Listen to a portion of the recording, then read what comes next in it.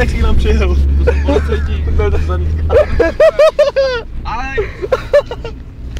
Já jsem jel do auta, bolí mě ucho. Teď mám na tady, viď kluci. Nejlepší je ten tachometr. To poprvé radši benzín. Ponestíš, nevejte dobrý.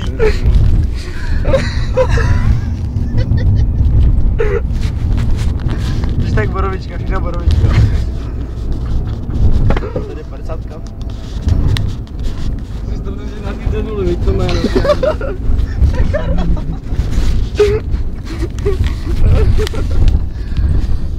Proč jdeme na benzínku? Pro hot dog, ne? A pojedeme jít z benzínky zpátky? No.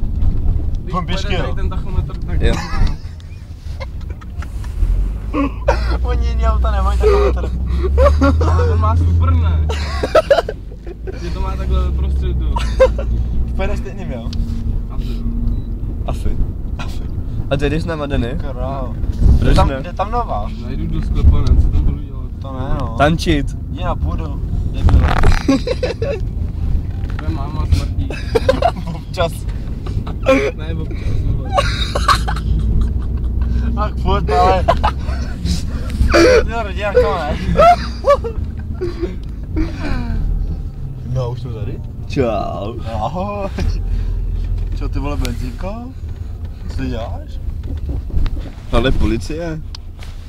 Policie České republiky. Pojdu, Denny.